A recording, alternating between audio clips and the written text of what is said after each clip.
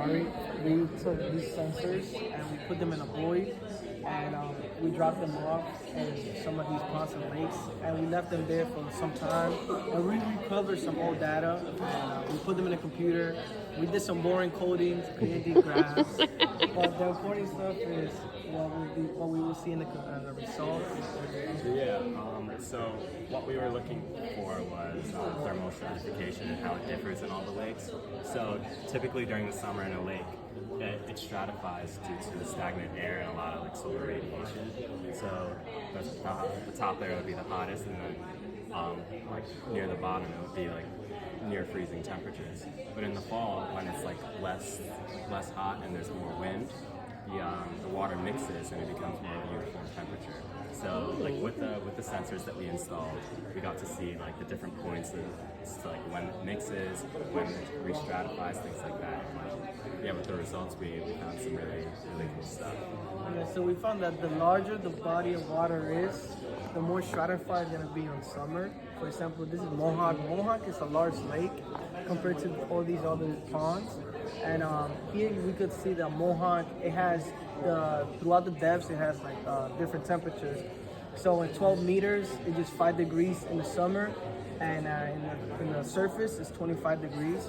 But the more you enter winter, the more the temperature goes into one singular temperature. So that just tells us that the bottom is always going to be cold no matter what the season is. The top fluctuates to fit with the bottom. And when we see these smaller ponds, they go together, and the bottom is cold, but the coldest in the bottom is going to be, the top is going to be that temperature, moving on to like the winter. And you can see that happening in all these ponds. And we saw with the ponds, they're also like hotter overall. Like you see, these are all on the same like y-axis, so 30 degrees Celsius all the way up here.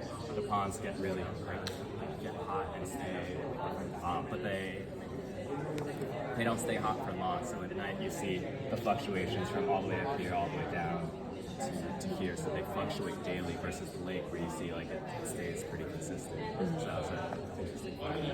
Yeah, and I know this might seem like kind of like why would you care about temperatures in the lake? But when you add other aspects like total dissolved oxygen, that just means like the organisms that's living in each layer.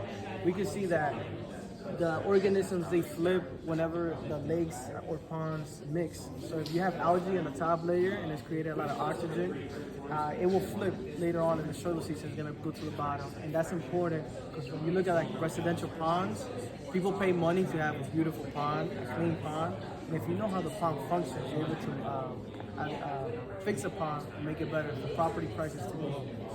It's also really important for drinking water. Like a lot of our freshwater sources are these ponds and lakes. So if we can better understand them and how they're changing, we can better prevent or mitigate some of the changes